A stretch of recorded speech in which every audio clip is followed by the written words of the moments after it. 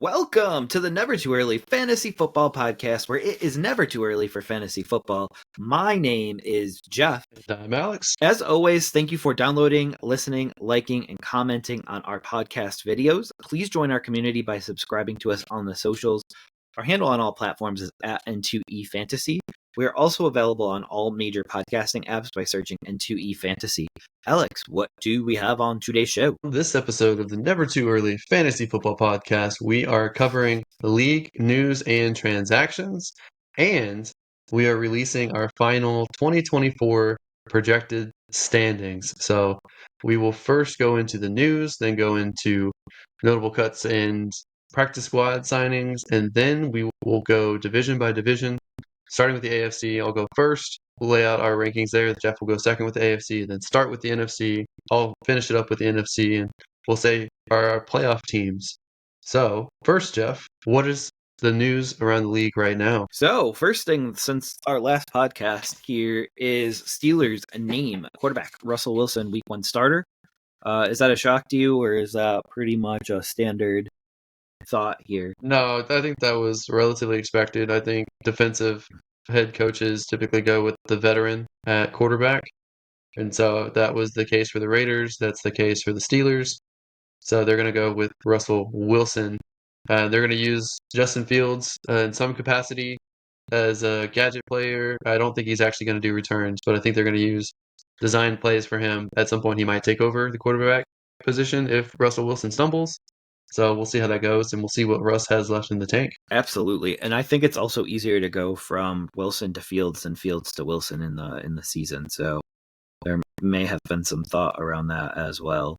To start with the older guy and go to the younger guy later for all right. So Bengals wide receiver Ja'Marr Chase is back to holding in. Are you nervous about his availability for week 1? Heard a lot of people speculate he might skip the first couple weeks if he doesn't get a contract, which would be an ideal way for the Bengals to start off the year. I mean, they have a relatively easy matchup week 1, which you should never take a matchup as a given.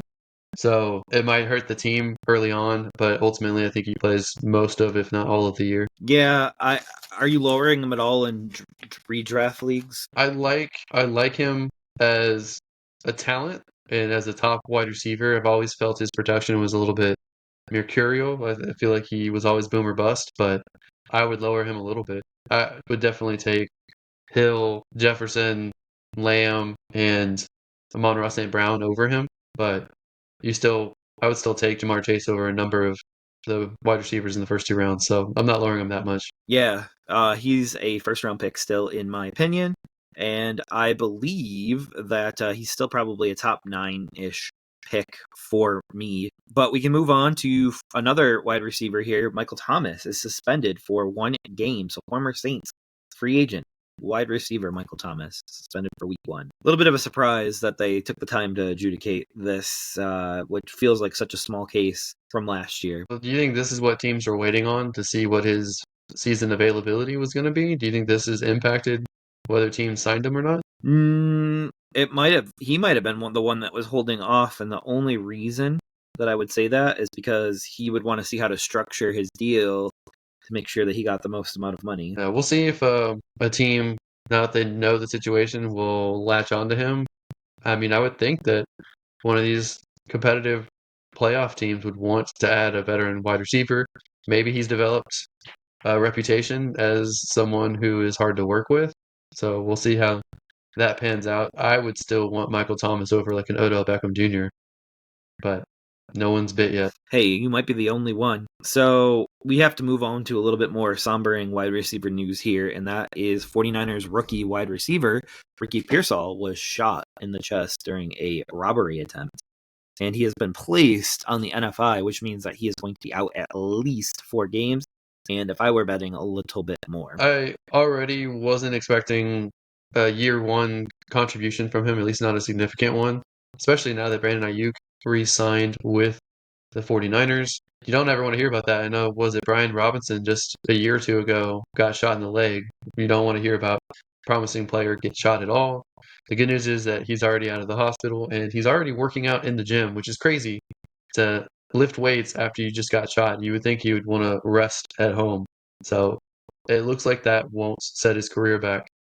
but I wouldn't count on him for the first half of the year at least. Yeah, so I would probably take him off of my redraft boards right now, unless you had like an IR slot to stash him for a little bit later. And that is probably the same thought for Chiefs placing running back Clyde Edwards-Helaire on the NFI list as well, and he will miss the first 4 games as well. So he's on the NFI because he's dealing with mental off the field issues dating back from when he was in college, and he also had a gun-related incident where someone got killed, and he's having PTSD from that still, understandably. But he's at risk with the first notable transaction here. The Chiefs signed Samaje Perine to their active roster, who was released by the Denver Broncos. So Clyde Edwards-Helaire might not have a job when he comes back because Perine is a similar type of back. Will be doing a lot of the same duties that we would have expected Clyde Edwards-Helaire to do. So I can see Perine carving a role for himself and Clyde being relegated to the end of the roster. Yeah, I can too, and it's interesting that they even re-signed their first-round pick because he's kind of been a bust overall. All right, so hopping on to some other notable transactions, we have, as you mentioned, the Chiefs signing Samaje Perine to the active roster. So I think that he starts off the season as the number 2 running back. He may maintain the number 2 running back the entire year, and he could even get to a point where he is the 3rd down running back for the Kansas City Chiefs. Anything to add there? No, I think that's right. And unfortunately, for the Broncos, he goes to a division rival who also just won the Super Bowl the previous year. So I would be sweating if I was a Broncos fan. And as far as Pacheco owners out there, I'd be worried that Samaje Perine is going to steal some valuable touches, especially on 3rd downs. So I think he's going to be usable in some PPR leagues. Yeah, he's a guy that you want definitely on your bench for right now to see what role that he has. All right, so we have the Saints claim running back Keeney Wonglu, and then they waive him the next day because he failed a physical. I guess that lends a question of how the Vikings were even able to cut him, because usually you have to waive injure if there is an injury-related issue there. So I would love to know what the Saints failed him on his physical on that he was healthy enough to be released by the Minnesota Vikings. Probably the last time we see this name for at least this year. Next year maybe as a kick returner. He might sign on someone's practice squad at some point, but not someone I think will get meaningful minutes at any time soon. Absolutely, absolutely. And then we have the Chargers sign Hassan Haskins, which is a little bit of a surprise. I think it reunites him and Jim Harbaugh.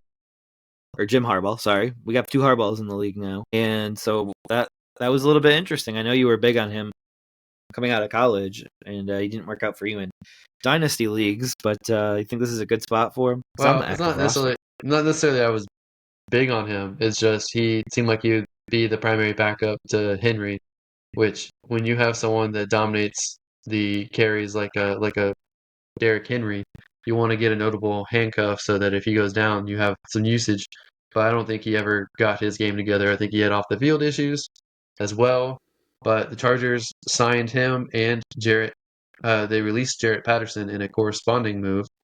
So it's notable to me they brought in basically a pure runner and released another receiving gadget type running back, which means they're just getting a running back who can lower his pads and just run the ball, not necessarily versatile running backs anymore. So it's just showing a complete change in philosophy with the Chargers. Yeah, and there's a theory out there that J.K. Dobbins will be the receiving back for the majority of the year. So we'll see if he can stay healthy. I was going to say if he can play for the whole year. Yeah. So the Patriots waive former first-round wide receiver Jalen Reagor. Kind of a little bit of a surprising move, but this is probably the last we even consider him in a top 4 receiver role on a team, I can imagine. Yeah, All right. I've never been a fan of him.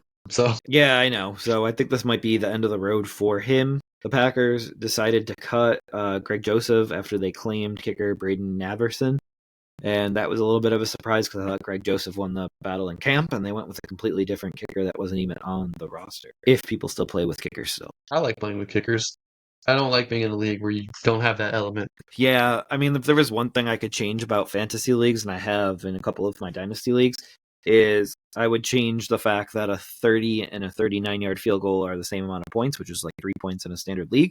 I would have a 31-yard field goal be 3.1 points, and I would have a 39-yard field goal be 3.9 points. And basically, what that does is give you exact credit for the exact yardage of the field goal kick, because we can't act like they have the same difficulty. I actually have that in Yahoo.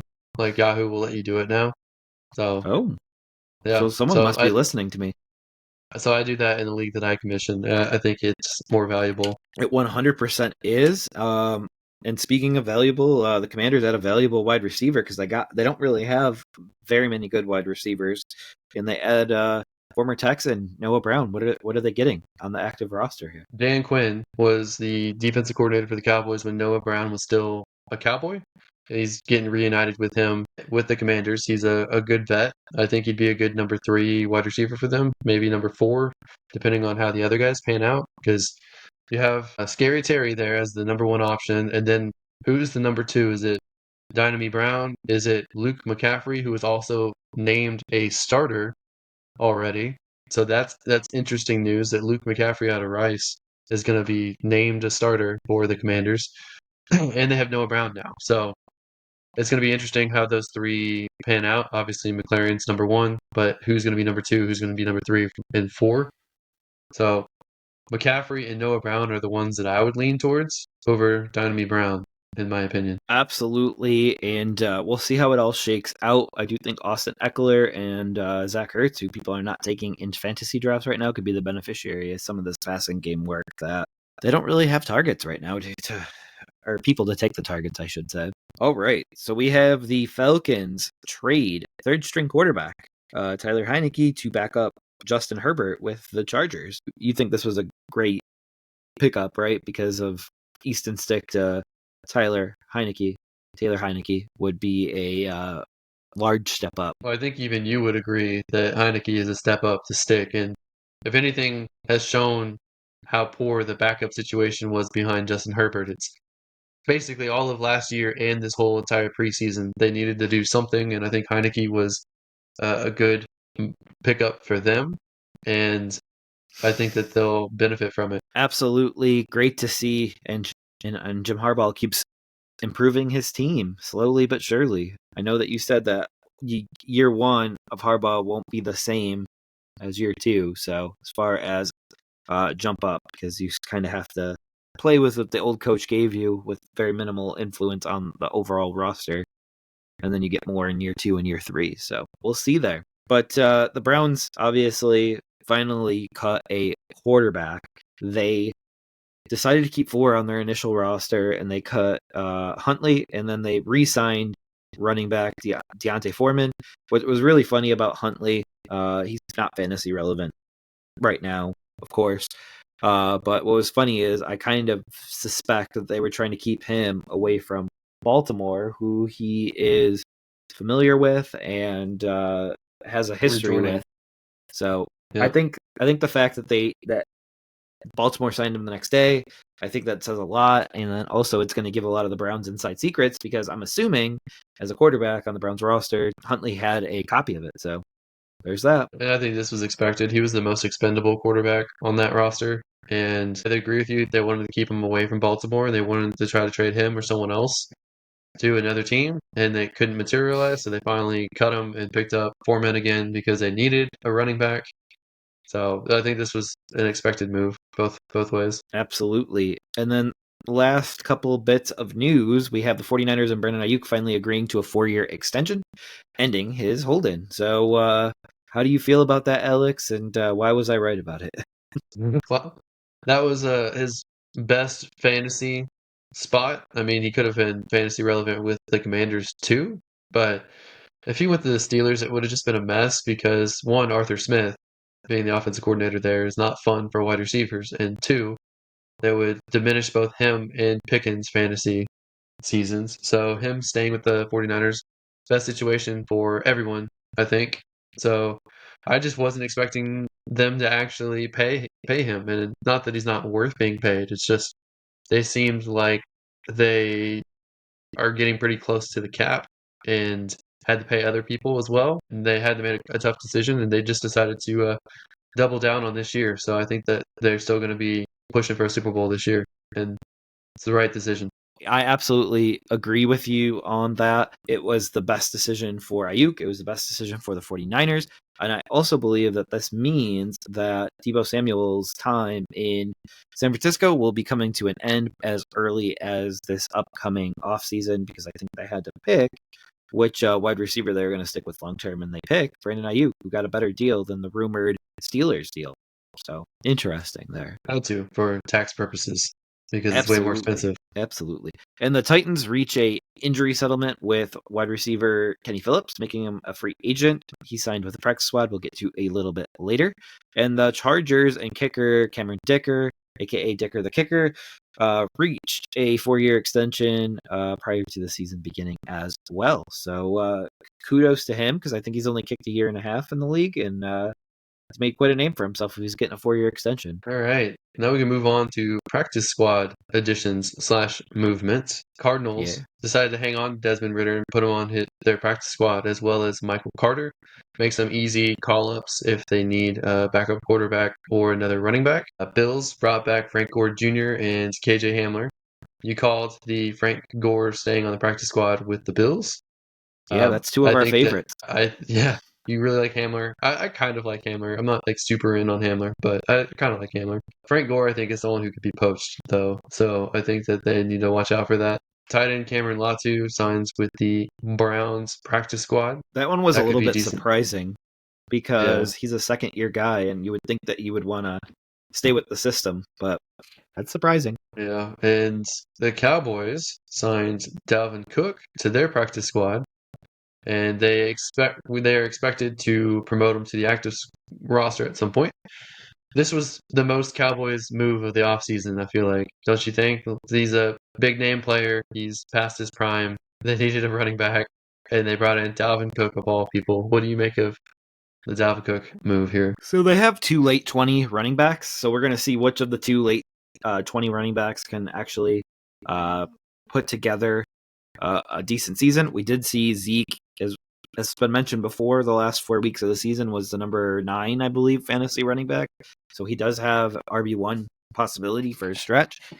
And if they're both on the roster, I don't really want either of them right now, because they are like the Spider-Man meme where they are pointing at each other. I do think Zeke is better, though, at this point.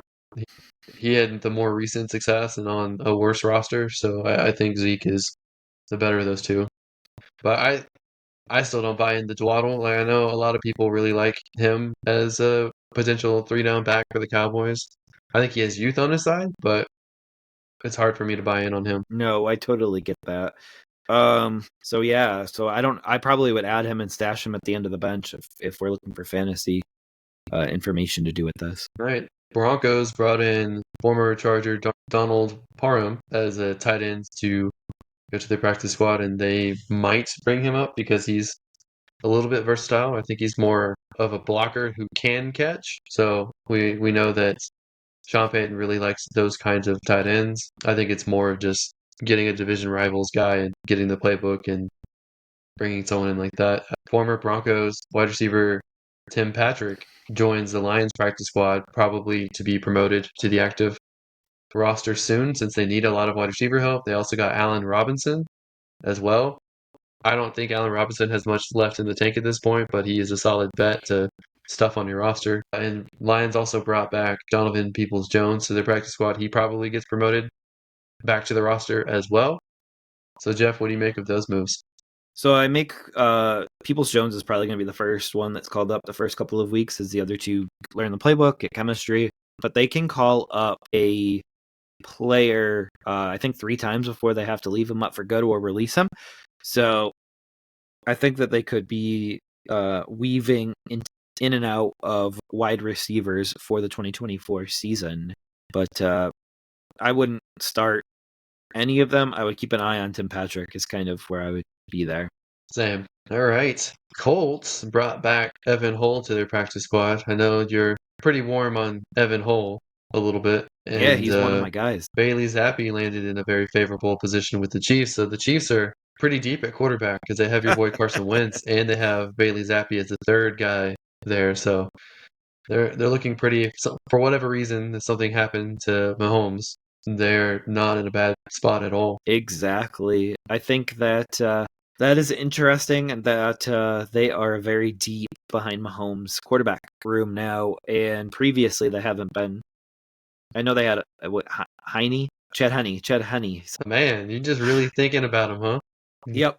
I was thinking of the spell. I was thinking of the spelling, not the actual name that I've heard 100 times on broadcast. But yeah, that's kind of what I think of that. These are both upgrades on that for sure. Like, I think Carson Wentz could carry him for a stretch if they were if Mahomes was ever to go out for an extended period of time.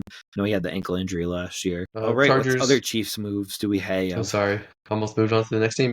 Chiefs bring back Justin Ross and Keontae Ingram to the practice squad, which Meh. makes a lot of sense. It also Yeah. makes sense that nobody else wanted them.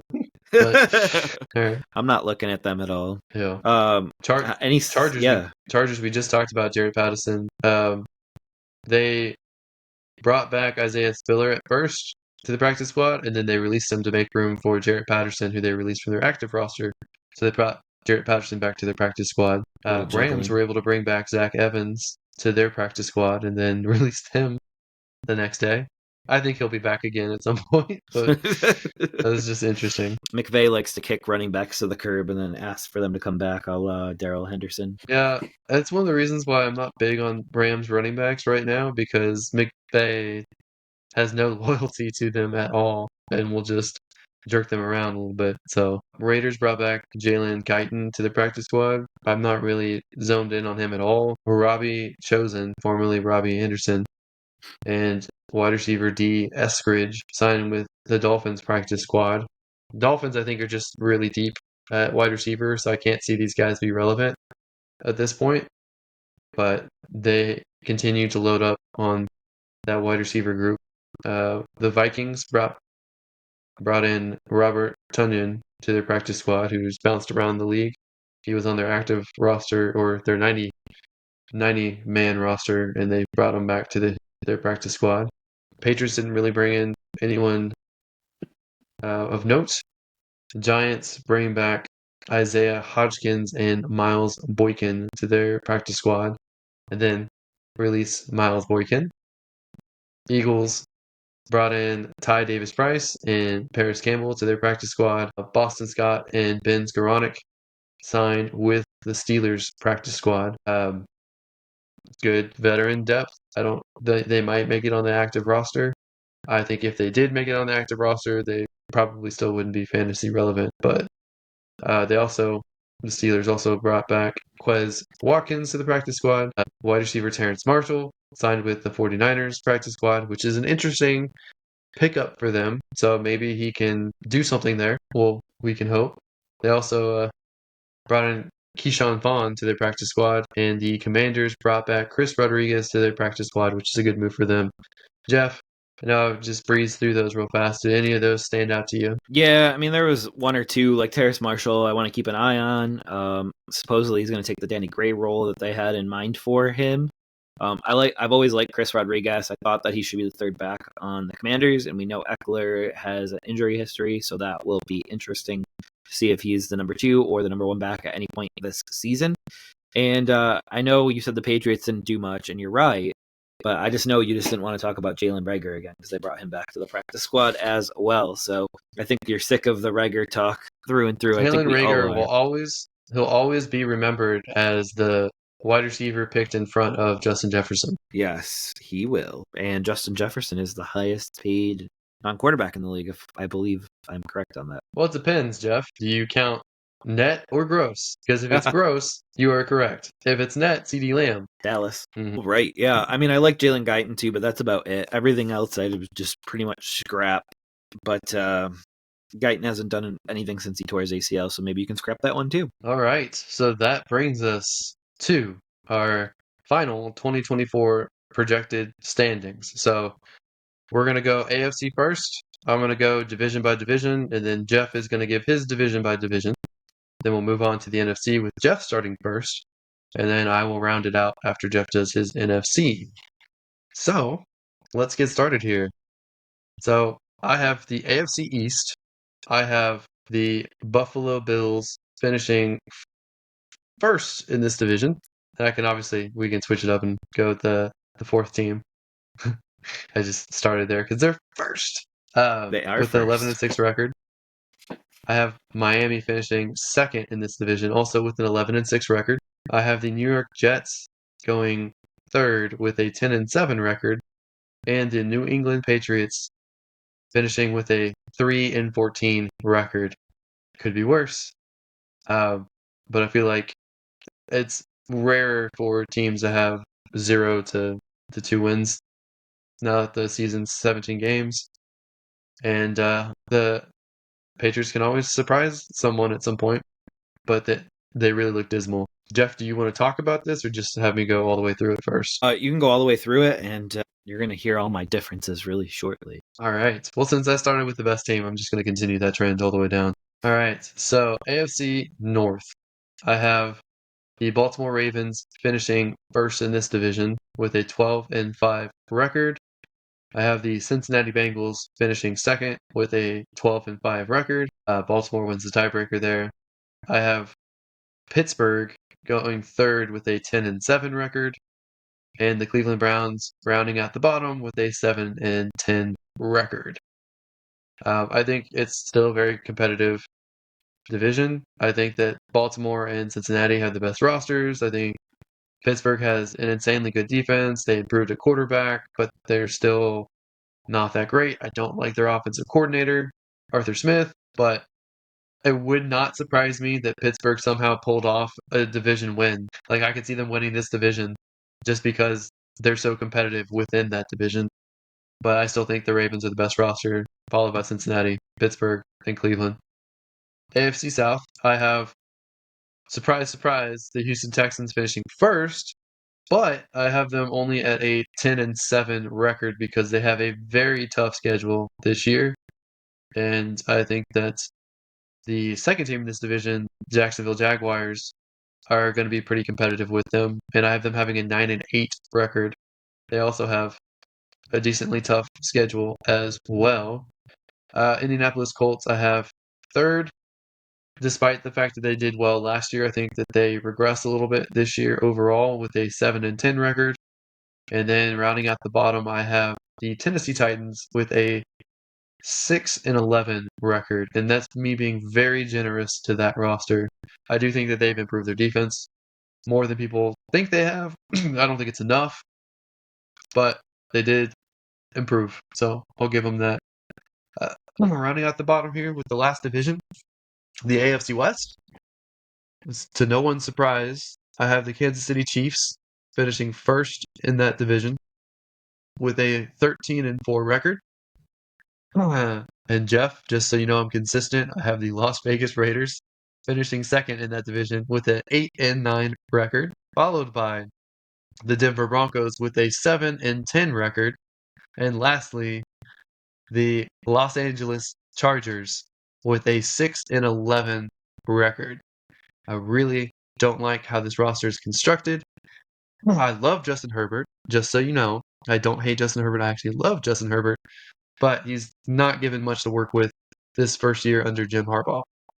All right, Jeff, let's hear yours and let's compare.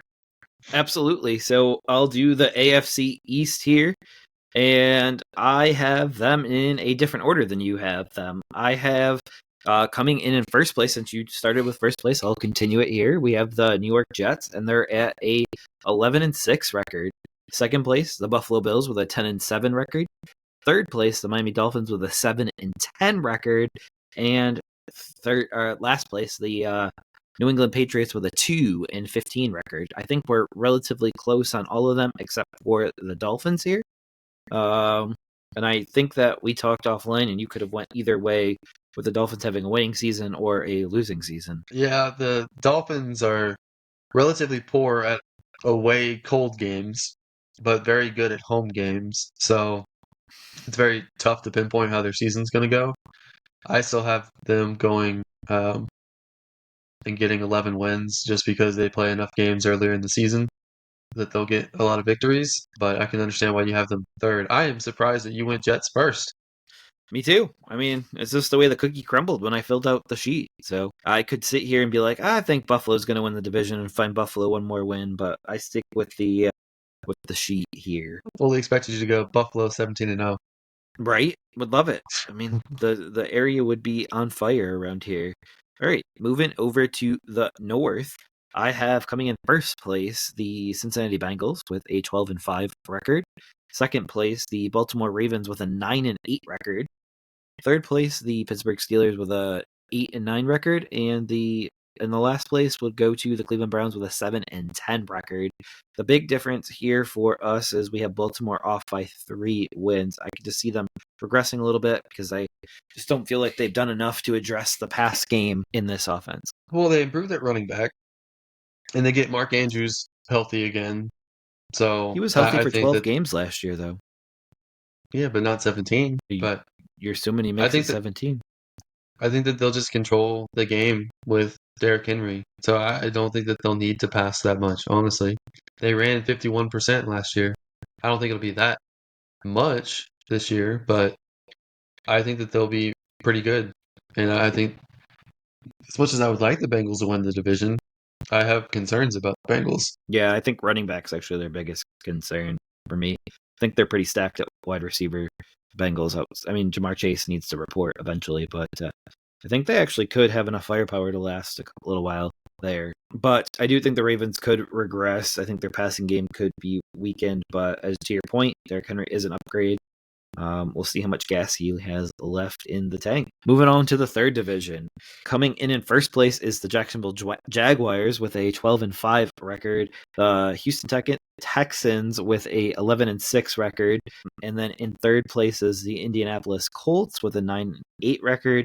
And in last place is the Tennessee Titans with half the amount of wins that you said, 3 wins and 14 losses for them. Our biggest difference on this one here looks like the Jacksonville Jaguars. Do you see them possibly getting up to double-digit wins, or do you think 9 is their maximum? I could see them get 10 or 11 wins. I can't see them getting 12 with the way the schedule is.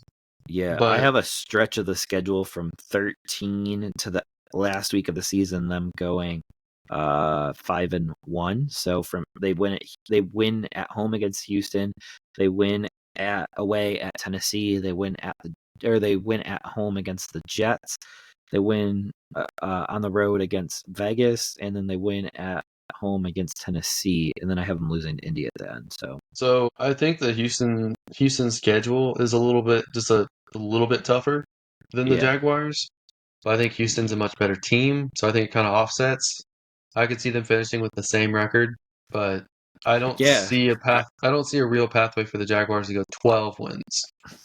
Yeah, absolutely. I was just looking at that stretch. They play all of their harder games at home, and they play all the easier games on the road. So as long as they don't play down to the competition, they should win a couple of those games pretty handedly, which would be nice. Right. The Colts to me are a wild card. They're either going to be really good or they're going to disappoint. There's no in between. Yeah, I got them going 7 wins, which would be, or no, I got them going 9 wins. You have them going 7 wins, which would be a regression from last year, and also a missed playoff berth with inside of my rankings here. It'll be interesting to see what the Colts do. Like, obviously, the performance of Anthony Richardson means a lot this year, but it'll be interesting to see what happens if they don't do as well as Flacco did last year. Minshew did with them last year, so Flacco is there now. So we'll see what happens. Well, it's a much tougher schedule this year. That's the main thing. Yeah. So on here, I have like a strength of schedule based on opponents that you play this year. And so after you fill it all out, it tells you like what your opponent's win-loss records were as well. And Jacksonville is 4, Indy is 5, and Houston is 10 based on that on this tracker. So they all have top 10 harder schedules in the NFL this year. All right, ready for the last division? Yep, let's do it. AFC West. I have your division going to your Kansas City Chiefs at 11-6, and then I have also at 11-6 in second place we have the Los Angeles Chargers, and then in third place we have the Las Vegas Raiders at a 5-12 record, and we have In last place at a 5-12 record, the Denver Broncos. I think this division is better than the AFC South, in my opinion, in some regards. Not every Okay. regard, but some regards. I think the Chargers are much better than you give them credit for. They added Ladd McConkey. They have Joshua Palmer, who has chemistry with Justin Herbert already. They have Quentin Johnston on year 2. They have DJ Shark. They also kept 7 receivers, so I just think they're going to pass the ball a lot and try to find a number 1 wide receiver on the roster for Justin Herbert. I don't think Quentin Johnston's any good. I don't think DJ Chark is a top receiver. I think that there's comfortability with Palmer for sure. Ladd McConkey's a rookie, but Ladd McConkey's the one I'm highest on in this offense. Their offensive line is still a work in progress. Their defense has significant holes. They're the worst defense in this division by far. They're a bottom 5 defense. I think the Raiders have a good defense. Kansas City is a top 5 defense. The Broncos still have good weapons on defense, and if their offense is more consistent and controls the ball the way that Sean Payton offenses traditionally do, I think that it'll be tough going against those teams. I think that Jim Harbaugh has some building to do. I don't expect him to immediately turn this team around year 1. I think the truth could be somewhere in the middle between your projections of them and mine. So I could see them being an 8-9 or a 9-8 team, but I don't see them finishing double-digit wins this year. We will see. I think the roster is much better than you gave it credit for. If you remember the last few years, it hasn't been that bad. Last year was bad only because Herbert went out and they had to deal with Easton Stick. So I think that you're giving them a lower start area than I am, and I think that's the difference there. I mean, I like Justin Herbert, but the only reason that they were winning was he was putting the team on their back, and they had Keenan Allen. They had Mike Williams at different points over the past couple of years. He's obviously had his injury issues. They had Eckler, who was a really good receiver at the backfield. Those guys are all gone. It's going to be tough for them to get going, in my opinion. Yeah, absolutely. But I don't think we went over our playoff teams yet. Did you want to run down your playoff teams, or No, let's do it after we wrap up the NFC. Gotcha. So I'll start off with the NFC here, and so coming in first place is the Dallas Cowboys with an 11-6 record. We have the Philadelphia Eagles coming in second place with a 10-7 record. Commanders coming in third place with a 9-8 record, and the Giants coming in last place with a 4-13 record. All right, so NFC North, we have the Green Bay Packers with a 12-5 record coming in first place.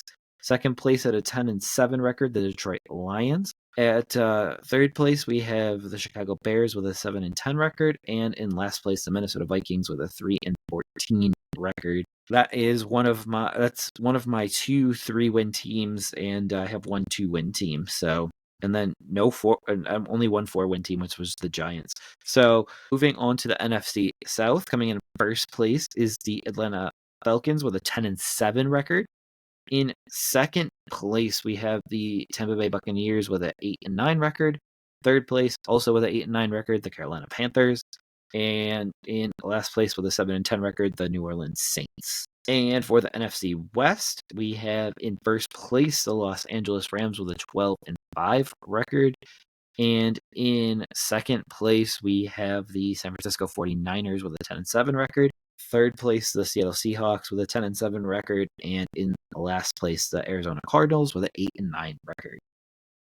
Alex, let's hear yours, and we'll go over a few of the differences. We are even more different in the NFC than the AFC, which makes a lot of sense. NFC East, I have the Philadelphia Eagles at number 1 with a 12-5 record. They continue to stack up and improve. Dallas was pretty stagnant this offseason. Kellen Moore, I don't think, was the problem. Los Angeles, I think that he is definitely better than what Sirianni had going for him last year. And I think that he'll get the offense moving. I have Dallas at number 2 with a 10-7 record. They probably will be maybe more closer to a 11-6 potentially, but they didn't improve in my opinion in any capacity, while everyone else did. I'm sorry, I do actually have them having 11-6. I was looking at the wrong line, so I do have them 11-6. So we agree. At number 3, I have the Washington Commanders. I have them going 11. Sorry, 6-11. Giants, I have going 3-14 at the fourth position. I just think they're not a good roster at all. In FC North, So hold I up have. real quick. Our biggest Go ahead. difference in the NFC East was the Washington Commanders. We are off 3 spots on that. So we have the Commander. I have them at 9 wins, and you have them at 6 wins. Could you see them getting close to 9, or am I way off on that? If everything goes right, I could see them getting 9 wins, but rookie quarterback, a quarterback whose running styles leads to potential injuries. They have Terry McLaurin as their number one. I think McLaurin is a very good wide receiver, but I think he probably profiles better as a wide receiver too for his team. They have Noah Brown, who is a solid vet, but not a high flying vet, and then a couple young guys, which we'll see how they develop. I mean, it really depends on the young guys, Donovan Brown and Luke McCaffrey, which one pops off. And they're in a very tough division that I think the Cowboys defense is a top 3 or 4 defense in the league. Philly has a really young, vastly improved defense that will also be very good, and they both have higher power offenses. It's hard for me to envision the Washington Commanders having a winning season this year, so that's just how I view about it. But they are better than the Giants at this point. The Giants are just going to rely on whether Neighbors puts up 200 yards and multiple touchdowns each week. That's going to be how their weeks go. Hey, it might But work. so NFC North, we are flip flopped on the top 2 teams. I have the Detroit Lions going first with a 12-5 record, and I felt overly conservative giving them that record. I have the Packers at a 10-7 record at number 2. I'm trying to figure out which team I have third because they have the same record. But I think Chicago is probably third with a 7-10 record. They might do a game better. They might be like 8-9, which would be funny because that's how they ended with Fields the previous year around the same record. And I have the Vikings going 7-10 as well. I think the Vikings, Oh, they have a decent roster. They obviously are weak at quarterback with JJ McCarthy, one being a rookie and two being hurt all year. So I'm not optimistic about Sam Darnold, but I think he'll be good enough to be relatively competitive. But I don't think that they have enough going for them to have a winning season this season. yeah. How many But I wins don't did think you that have for the Lions? I had 12-5. So the biggest one that we're off on that one is the Vikings.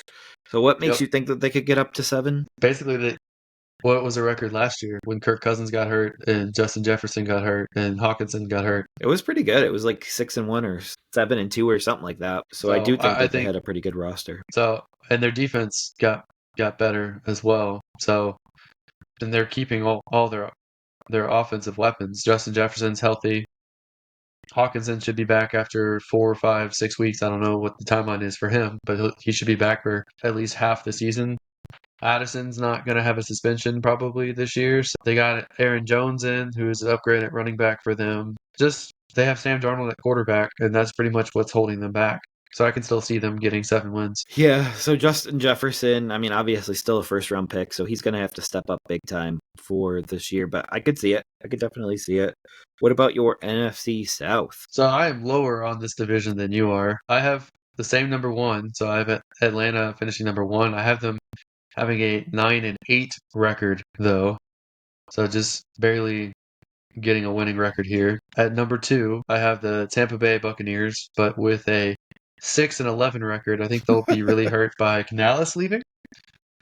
And I think that I mean, I don't know how much longer Mike Evans and Chris Godwin can be the good players that they've been, especially without Canales there. I mean, Mike Evans is still going to be pretty solid, but I just don't know if he'll be as solid as he's been. I don't like the running back situation there, and I don't like the coaching there this year. At number 3, with the same record, 6-11, I have the Carolina Panthers. I think they are definitely improved from the previous year. I think they still got offensive line issues that it's going to take some time to correct. I expect the receiving group to be better. I expect Bryce Young to be better. The defense is still going to be very good. So they'll be moving in the right direction. Not quite there yet. And then last, I have the New Orleans Saints with a 4-13 record because they're a bottom five offensive line. They have a 29-year-old running back in Alvin Kamara, who, granted, I still like. But with that offensive line and with Derek Carr as a quarterback, I'm not optimistic about this offense being high scoring. Spencer Rattler could come in and immediately elevate this team. That's entirely possible. They have a competitive defense. They've got a great home field advantage sometimes in New Orleans, but I just don't see this being a very good team. Right. No, I agree. I think you're lower on this division than I am, but I think we're pretty close to the same order. But I think Tampa could surprise you with a few more wins, and I think Carolina could, and New Orleans too. What do you think New Orleans could do if Rattler did play, say, half the season? I would say they probably have at least 7 or 8 wins if Rattler played significantly. So they could be a 7-10 or 8-9 win team, and if Atlanta doesn't take off like everyone thinks they will, then that could be enough for New Orleans to take the division. Interesting. Okay. But yeah, I think it could take time for Atlanta to gel a little bit too. So maybe I am a win higher on them because no Kirk Cousins in the preseason. The reason why I'm lower on this division than you is any of these teams could do better than the projection I have for them, but it would come at the expense of the other teams in that division. So, I mean, it all would balance out anyway. To me, Carolina's more of the wild card because if they're better than they were last year, Tampa's worse, New Orleans is worse. So I just kind of have it evened out, but still pretty low. NFC West. This one is going to be really, really hard to pinpoint. I think out of all of the teams in the NFC, out of all the divisions in the NFC, this to me is the most competitive one this year. But I still have your usual suspects taking this division. So San Francisco, my number one in this division. I have them going 13-4. They're just as good as they were last year. They re-signed their crucial players. They've added to this team as well. And I have Los Angeles going number 2 as a 10-7 team. I think that they start off slow until they figure out their best offensive line arrangement, but then I think they'll finish really strong. And the way that their schedule is set up, I think they're set up to do that. I have Arizona being the third team here with a 7-10 record. I think that there's a chance that they could do better than this. It's just really hard to figure out where that comes from. So I have them 7-10 at this moment. And then I also have the Seattle Seahawks at a 7-10 record, and they also have the potential to do a little bit better than this, but it's a new coaching staff. I don't know how it's going to play out. Obviously, they have 3 really good wide receivers and DK Metcalf, Jackson Smith-Njigba, and Tyler Lockett, who constantly gets forgotten about. They got Kenneth Walker, who they're actually going to lean into this year, it seems like. Zach Charbonnet as the backup, probably third down back, passing down situation kind of running back. An improving defense that's not quite there yet. I think that they're missing some edge rushers there and at least one defensive back. But I think all 4 of these teams are very good. I think the bottom 2 can narrow the gap this year and even this out a little bit more. Absolutely. Yeah, I don't think we're too far off in that division, but obviously we're hedging our bets a little bit in this division because I have all the teams are between 8 and 12 wins. So, well, it's funny that you're much higher on Seattle than I am this year, which is really funny considering last year. Well, what happened to they're going to throw for 6,000 yards? They're not going to throw 6,000, but what I was referencing with that is Washington, which is where the offensive coordinator's from, Washington University, threw for like 5,000 yards on less games. You translate that to the NFL, like that would be an insane amount of yards that they could throw. I don't necessarily think that that's going to happen, but they could have a good offensive year this year. I don't think the defense is quite there yet to win games significantly, if that makes sense. Absolutely. So do you want to give us your 14 playoff teams? Sure. So in the AFC, I have Kansas City with the 1 seed. I have Baltimore with the 2 seed, Buffalo with the 3 seed, Houston with the 4 seed, Cincy with the 5 seed, Miami with the 6 seed, and the Jets with the 7th seed. So that's two new teams in the AFC, Cincinnati and New York. In the NFC, I have San Francisco with the 1 seed, Detroit with the 2 seed, Philly with the 3 seed, Atlanta with the 4 seed, Dallas with the 5 seed, Green Bay with the 6 seed, and Los Angeles with the 7th seed. So it's almost identical to last year, just with Atlanta coming in for the NFC South. Right. Wow. You ready for mine? Yeah, go ahead, man. We're gonna have a completely different order here. So in my number 1 slot for the AFC is the Jacksonville Jaguars. Number 2 is the Cincinnati Bengals. Number 3 is going to be the Kansas City Chiefs, and number 4 is the New York Jets. And then wildcard 1 is Houston. Wildcard 2 is the Los Angeles Chargers. And the third wildcard spot goes to the Buffalo Bills. And then we move over to the NFC. And I have leading the way here into the playoffs for the NFC is going to be the Los Angeles Rams. And then the Green Bay Packers are the 2 seed. And then the Dallas Cowboys are the 3 seed. And the Atlanta Falcons are the 4 seed. And then we go to the wildcard teams, which are going to be first the Philadelphia Eagles, and second the San Francisco 49ers, and then last the Detroit Lions. So I have 5 new playoff teams. I have Baltimore missing, Pittsburgh, Tampa, Cleveland, and Miami Wait, you have Cleveland? missing. So these are playoff. I just listed the playoff teams that had made it the year before that were missing it this year. No, I think mine's right. Yours is totally wrong. That's what I think. Wow. You want to know who my new playoff teams are, just so we're funny on this here? Yeah. Atlanta, Chargers, Jets, Bengals, Jaguars. I think the only 2 that we disagree on are the Jets and the Chargers. Jaguars and Chargers. You got the Jags missing too? Yep. Gotcha. I just assumed with their higher record that perhaps they made it. They got a higher record on your sheet. They're 9-8 on my sheet. Yes. All right. Well, tell everyone why I'm right. You're not right. You're terrible.